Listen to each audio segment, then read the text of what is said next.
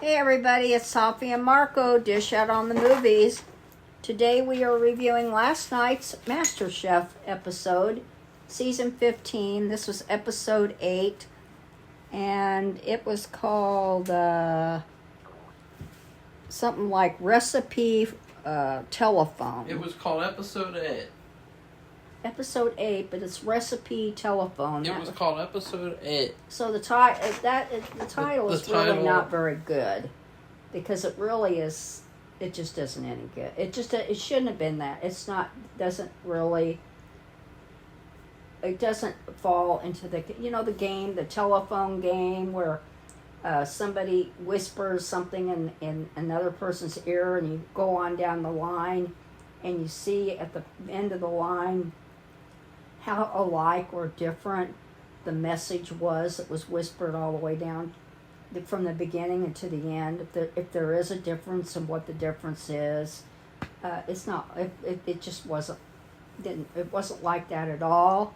It was more of like a mystery, and leaving clues behind. And the one member of the dynamic duo would make a meal. So you have different parts of it, like a main dish, maybe a vegetable and starch or something, like potatoes, for example. And then they would be in there for 30 minutes. And the other people, part of the duos, would be kept in a room where they can't hear.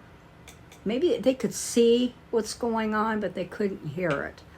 And there's no communication about what's going to be made.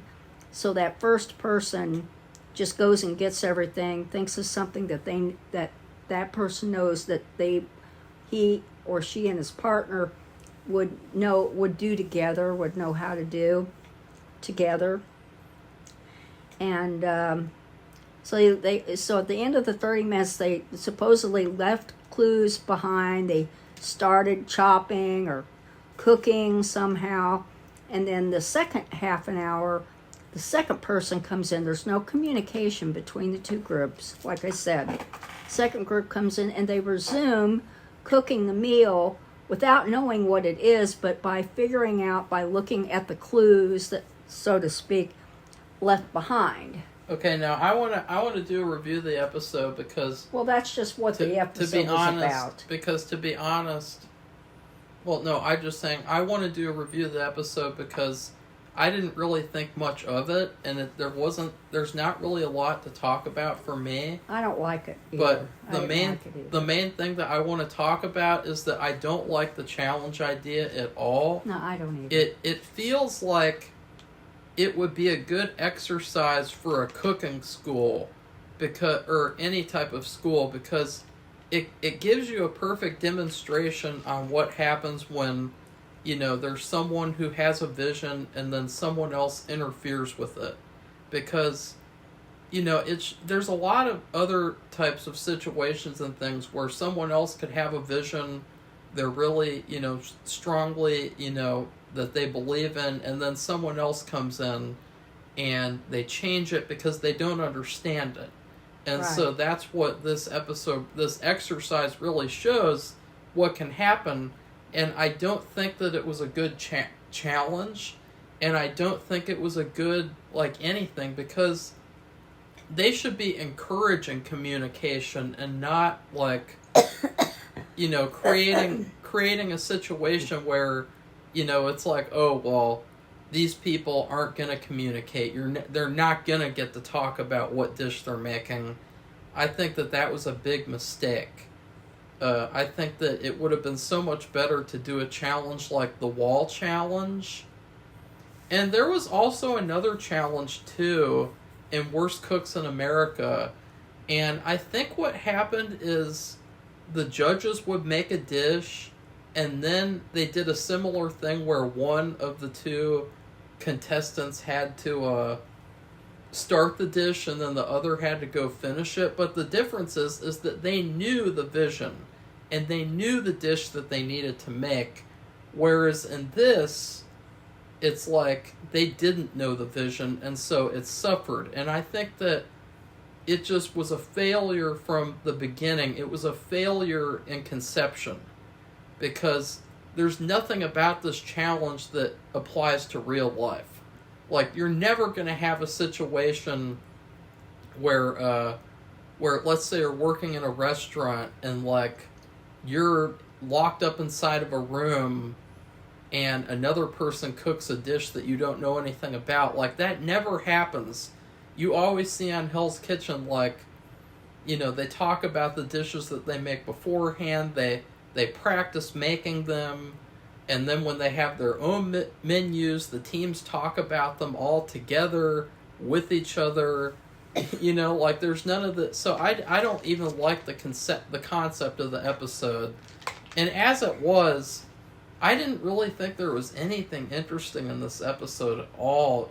It was kind of boring. Even the food they made, I didn't think was that great. The food was boring. Just everything about it was boring. And even, you know, the Judge Tiffany, she really didn't have much to say this episode. So that made things kind of boring. So overall, this was kind of a boring episode. And it, I don't know, I didn't like it. Even the winners, which I won't say who it is yet, but let's see, the husband started the dishes, and then when the other person came in, she picked something, and that wasn't part of what it's like Marco said, wasn't part of his vision.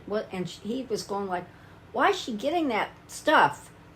Why that ingredient?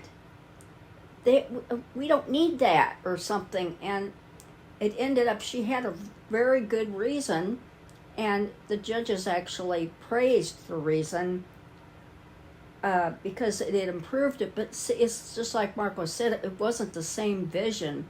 And it worked out for them in a positive way, but I'm just thinking about all the other couples, because what they did, they picked 3 good ones and 3 bad ones, and then there were a few in between that, you know, they just are floating because they're in the middle.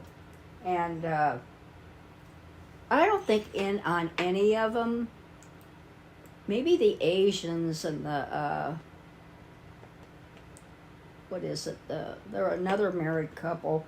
Maybe it was pretty much the same, but for the most part, like Marco said, it didn't fall within the original person's vision, because how could it? You know, because they're still in the, no matter if they're married, they're related, they're still individuals with certain ideas about things, and they're not going to be clones of each other.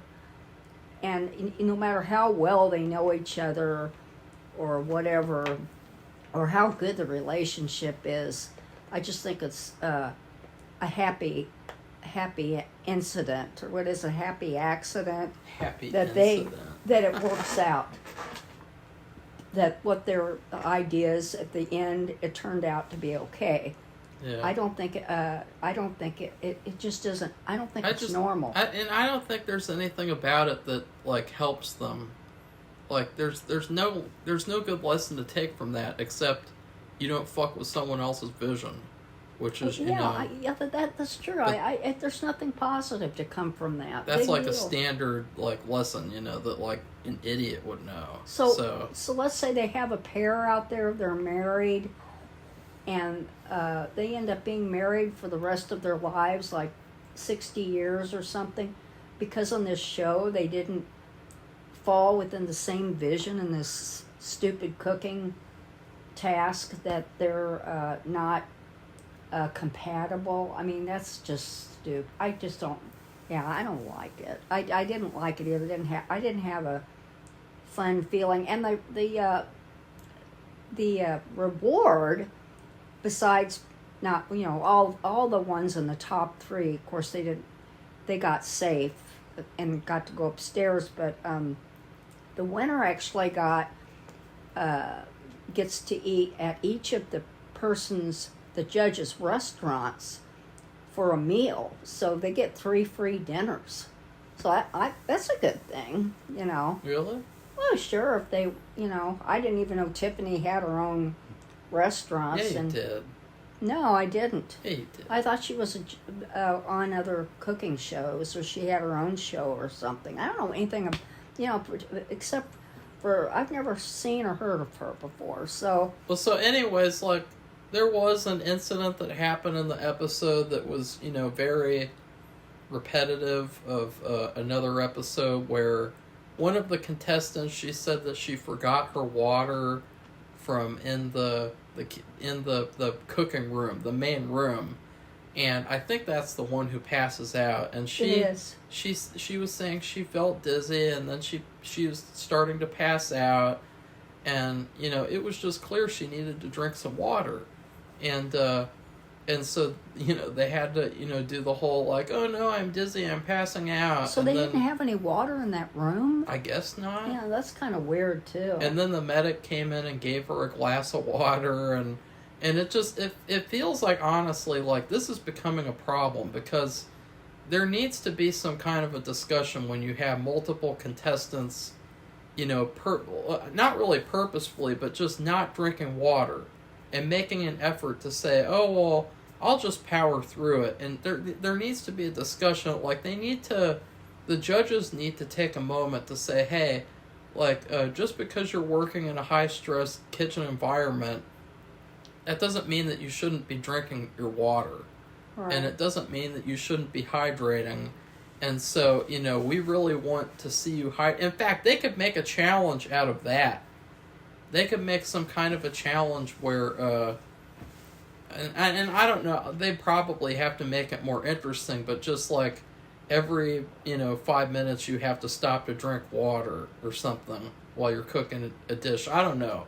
But they could do something with that, because it would really be helpful, and it would really ingrain in their minds that, like, hey, we need to drink water, because, I know that they like these moments, these, reality TV moments where, they're like, oh my God, I'm going to pass out. But, like, to me as an audience member, I just find it kind of queer, because it's like, like, they just need to drink some water. Like, it's not really it's not really very dramatic. It's not even a big deal. It's just like they need to drink water, right? Yeah, it's just weird, because it's been 15 seasons of this, and I'm even thinking about the MasterChef Junior, which I haven't seen every season, but I've never seen this before, where they passed out. I haven't seen it burned, they've gotten burned, or they've cut themselves, which is kind of like comes with cooking. It's more of a probability that that's going to happen. But passing out, that's happened twice now. And both times it seems to be from water, because nothing bad happened after that with the blonde girl. No. So it was clearly just she needed to drink some fucking water. Yeah, and I don't understand. See, this was the first half of the team, so they're done now, and the second half is out there finishing up the dishes, and so why isn't there water in the room where they're waiting? Yeah. Available? They can't afford that? I don't know. Well, it's stupid, because and I've seen it before too. Safi can attest to this. There have been people that we have worked with on films where, they won't drink water all day. All they'll drink is like a coffee or something. Which dehydrates you. They won't drink any water at all. And it almost comes across as like really creepy, because it's like, how could you even do that? Like, like water is essential to doing anything. And so, I mean, what else is there to really talk about, though? Because, honestly, like, this is a really boring episode. Like, I guess there was one part where there was one contestant and they wanted to cook the pork chops medium. They didn't want to cook it medium rare or whatever, and didn't they do it right or something? And, yeah. So that was cool. That might have been the couple where the wife passed out, or kind of passed out. That was surprising. I don't know. This was an uninteresting episode. Like, okay, well, the winner, I hardly remember it. I guess we could talk about what the winner did. the winner was the Brazilian couple again, and that's what do they call him? Julio, but it's Julio. Isn't it Julio and Julia or something? No. You're talking about Jesse and Jessica or something, or whatever. Jess and Jesse. I don't know. Oh yeah. They were in the top 3. Well, okay. Who was in the top 3? Jess and Jesse. That's the married couple who are from Boston. And then you had They're probably going to be in the finale at this point. It's just you have the Asian, the aunt and the niece. They might be in the finale as well. It might be those two couples. And then you have the Brazilian couple who won. And Julio, and I can't even think what his wife's name is. But anyway, Julio. They won I think they won last week too. So why don't we just call them the hula hoop couple? Or I wait a minute. Their team won because last week was the pressure cook. So they won that for their whole team as team captains. They won. So anyway, they made. I know. I don't remember exactly what they made. Sorry, I didn't think it was necessary because you want to watch it. You should if you want to keep up with Usually it. Safi writes down every single detail. One contestant, she put a tablespoon of butter in the pan, and then she shook the pan up twice. Marco! And then she took the pan off the stove.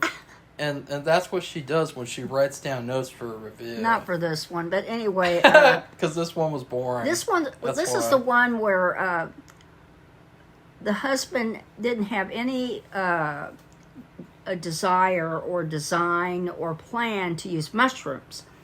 And she added the mushrooms, and I don't remember what she said, but she had a very specific reason. And the judges thought that was a good reason to use them. So that worked out. They won. Then Jess and Jessica, or Jess, I don't know. But anyway, the married couple from Boston, they were in the top 3, and then the aunt and the niece from Southeast Asia, they were in the top 3. So,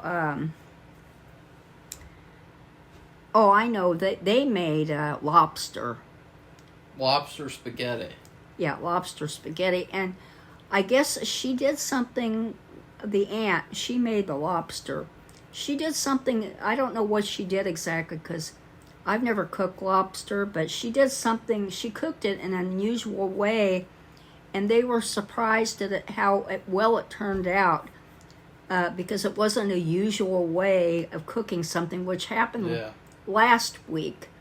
Or the last time they cooked, when they made, she didn't want to use the pressure cooker. Yeah. And they were so sure that it was not going to be cooked right, and it was cooked perfectly. Well, they had it, it felt like it was nothing. Yeah, it felt like even with the top 3, the judges, they make these little nitpicks. I know. And they're kind of cringeworthy. They were like, it could just use a teensy-weensy bit of acid on top. Oh, yeah, and I know. And Joe was like, oh, yeah, you could just slice a cherry tomato and put that on top. And it's like, you can fucking put that on yourself, you fucking piece of fuck. Yeah, I know. You can... He said that if they would have put a couple sliced tomatoes on top, I don't know who it was. You can do that yourself, dumb bastard. Are you serious? That's like a customized thing, That's very subjective. Can I have a couple of tomatoes sliced on top for acid? You think someone would actually, if you were eating that as a home dish, a meal at home, would you tell the person who made it, hey, can you wash some cherry tomatoes and give them to me so I can slice them and put them on top for acid? I have done that before for pizza. I'll slice some tomato and put it on top of the pizza, something like cherry tomatoes, but I didn't think of it oh, well, these have to be here. I just thought I want to have this on my pizza right now. And, yeah. So that was really queer. So those are the top 3 and the winners. And the losers were the couple where the girl, a wife, she didn't have enough water, and she almost passed out. She just knew that he fucked up her vision. And then she said it was something about being a perfectionist. Well, she came up with a very particular dish, and it just there wasn't any wiggle room for him to make exactly what she planned, because she's so perfectionistic. No, there wasn't any wiggle room for her to add things that didn't need to be added or take away things. Oh, so he, and. To be honest, that is a failure of her for this challenge because, she knew that he was going to come in, and, I think she's married to him, so they're married. She should know him by now, and so she should have made a different dish that would have been more general, for him to basically do what he wanted to do a little bit, because, it's not a situation where, she was, it was like a... Yeah, it just wasn't a situation to do what she did. And, that was a kind of a failure, and it failed. The dish was a failure, and both of them got I think screwed. he overcooked. They had couscous, and he overcooked it because it was cooking for an hour. Yeah. Which, I've made couscous, you don't need an hour to cook Takes it. 20 minutes. Yeah, 15, 20 maybe. And you don't need that long. And anyway, but he had said they usually make couscous with risotto, which risotto needs a longer time to cook. Yeah. And couscous is definitely like half that time. Yeah. And so it was.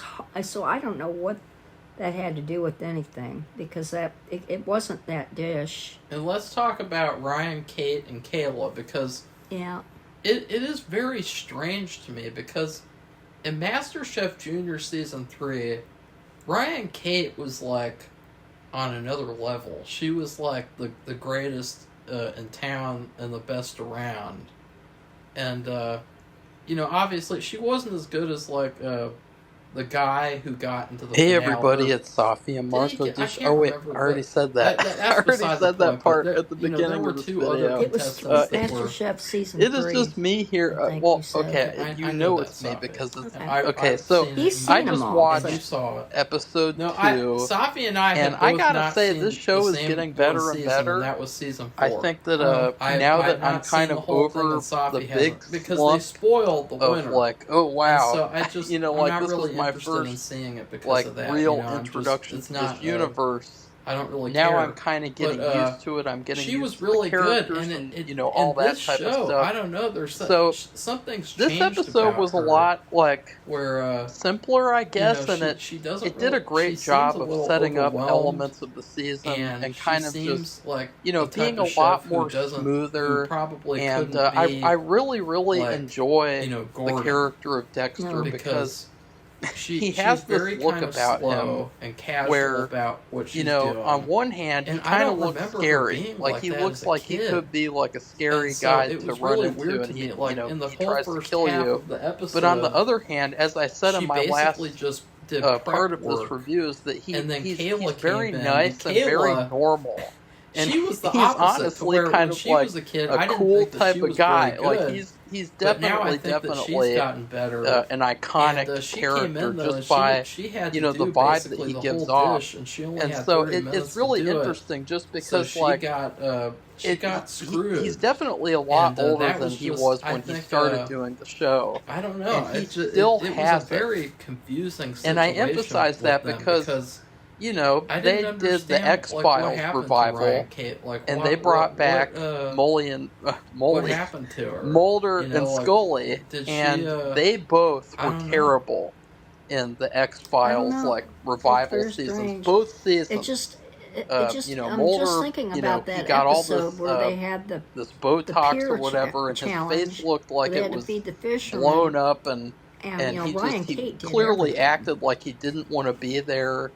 And Scully, in this one, worse. though, all she did was prep and work. they both just seemed like they didn't want to be there, it was and a meal. they were sick of it. So you had multiple dishes. Even though and she said she only had the 30 show minutes. is a show that really could go on everybody else forever was able because to